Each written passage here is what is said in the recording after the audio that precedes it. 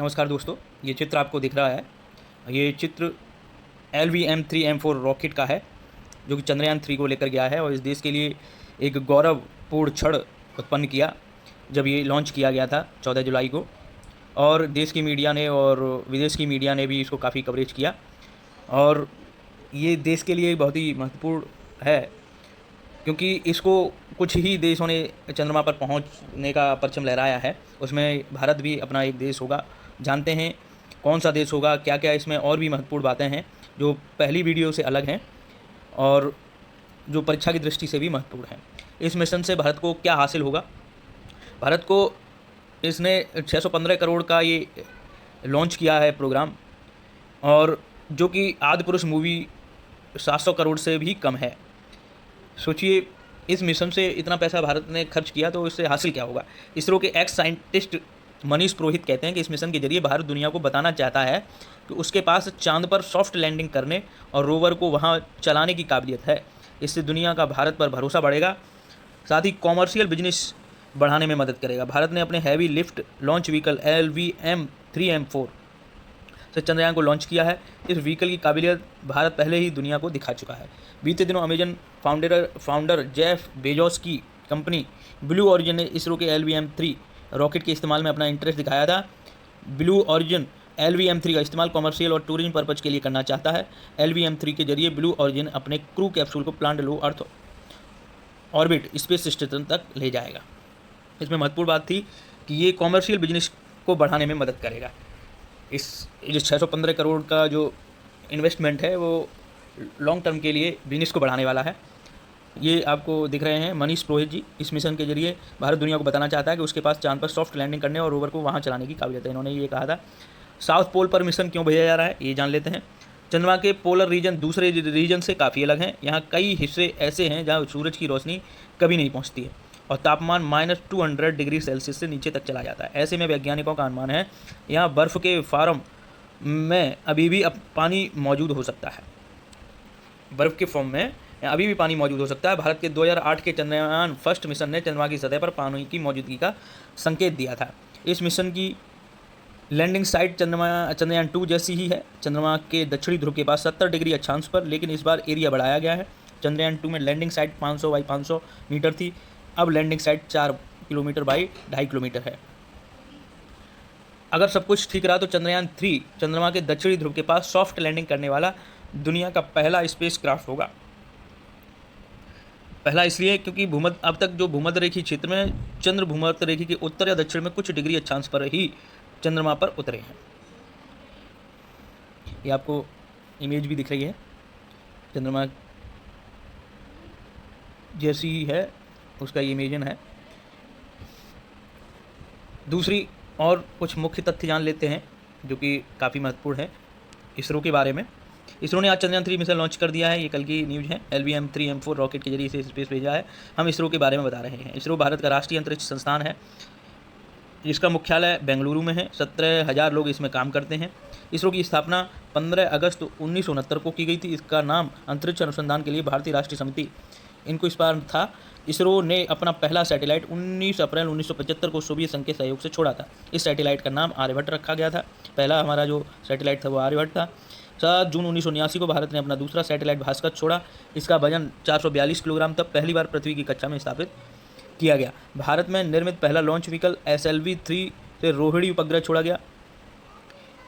ये भारत द्वारा निर्मित लॉन्चिंग व्हीकल था SLV-3, उससे जो है रोहिणी छोड़ा गया था।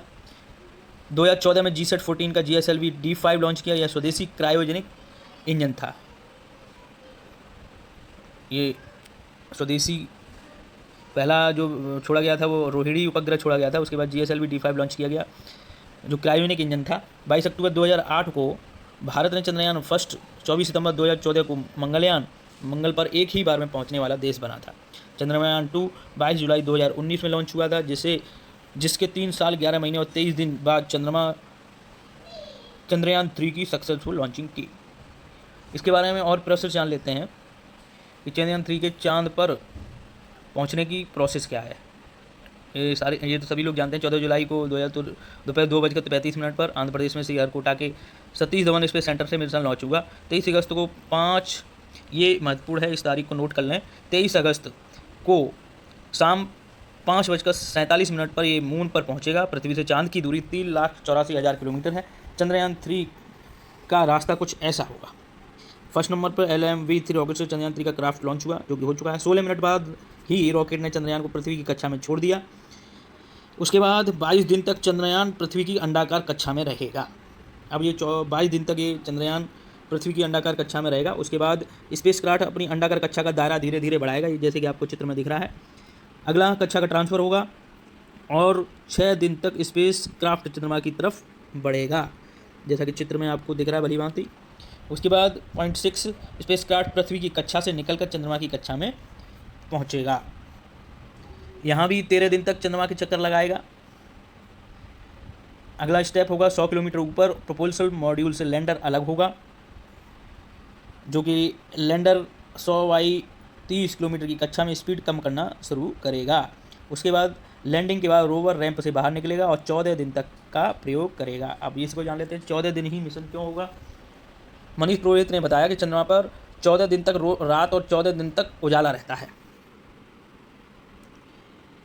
चंद्रमा पर 14 दिन तक रात और 14 दिन तक उजाला रहता है, जैसे कि अमावस्या और पूर्णमासी का जो शुक्ल पक्ष और कृष्ण पक्ष चलते हैं, उसी के अनुसार ये बताया गया है कि 14 दिन रात और 14 दिन उजाला रहेगा, क्योंकि रोशनी 14 दिन ही पड़ेगी। उसके बाद फिर छाया पड़ने लगती है। जब यहाँ रात होती है तो तापमान -100 डिग्री सेल्सियस से भी कम हो जाता है। चंद्रयान के लैंडर और रोवर अपने सोलर पैनल से पावर जनरेशन करेंगे, इसलिए वो 14 दिन तो पावर जनरेट कर लेंगे। लेकिन रात होने पर पावर जनरेशन प्रोसेस रुक जाएगी। पावर जनरेशन नहीं होगा तो इलेक्ट्रॉनिक्स भयंकर ठंड को झेल नहीं पाएंगे और ख़राब हो जाएंगे। समझिए कितनी एक्यूरेसी हमारे इसरो के द्वारा है कि जब तक वहाँ रोशनी रहेगी तब तक का ही ये मिशन है 14 दिन का। और ठीक स्टार्टिंग के समय जब यहाँ रोशनी ही आएगी उसी टाइम ये लॉन्च वहाँ पर लैंडिंग करेगा। बहुत ही एक्यूरेसी है ये, अपने इसरो के लिए बहुत ही गर्व है अपना। हम गर्व महसूस करते हैं कि ऐसा ऑर्गेनाइजेशन हमारे पास है। अब जान लेते हैं कुछ ऐसी और भी कुछ रिलेटेड चीज़ें। इंडियन स्पेस रिसर्च ऑर्गेनाइजेशन यानी इसरो ने शुक्रवार दोपहर 2:35 पर चंद्रयान 3 मिशन लॉन्च किया, जैसा कि आप सभी लोग जानते हैं। आंध्र प्रदेश में श्रीहरिकोटा के सतीश धवन स्पेस सेंटर से LV-M3M4 रॉकेट के जरिए चंद्रमा को स्पेस में भेजा गया है। 16 मिनट बाद चंद्रयान पृथ्वी की कक्षा में सफलतापूर्वक पहुंच गया है। कैसा पहुंचा ये हमने बता ही दिया। इसरो चीफ एस सोमनाथ ने लॉन्च के बाद कहा कि यान ने चंद्रमा की ओर अपनी यात्रा शुरू कर दी। अगर सब कुछ प्लान के अनुसार रहा तो 23 अगस्त को शाम 5:47 पर यह चांद पर उतरेगा। चंद्रयान 3 में लैंडर, रोवर और प्रोपल्शन मॉड्यूल हैं। ये परीक्षा की दृष्टि से महत्वपूर्ण है कि लैंडर है, रोवर है और प्रोपल्शन मॉड्यूल है। ये 3 भाग हैं इसके। लैंडर और रोवर चांद के साउथ पोल पर उतरेंगे, 14 दिन तक वहाँ प्रयोग करेंगे। प्रोपल्शन मॉड्यूल चंद्रमा की कक्षा में रहकर धरती से आने वाले रेडिएशंस का अध्ययन करेगा। साथ ही इसरो पता लगाएगा कि चांद की सतह पर कैसे भूकंप आते हैं। चंद्रमा की मिट्टी का अध्ययन भी करेगा। भारत ऐसा करने वाला 14 देश बन जाएगा अगर इस मिशन सक्सेसफुल रहता है तो। अमेरिका और रूस दोनों के चंद्रमा पर सफलतापूर्वक उतरने से पहले कई स्पेस क्राफ्ट क्रैश हुए थे। चीन 2013 में चांग-ई 3 मिशन के साथ अपने पहले प्रयास में सफल होने वाला एकमात्र देश है, जो कि पहली बार में ही उसने सफलता प्राप्त कर ली थी। ये मेरी पहली वीडियो से अलग वीडियो है और अतिरिक्त जानकारी है। आपको ये अच्छी लगी हो तो कमेंट, शेयर और ज़रूर करिएगा। बहुत बहुत धन्यवाद।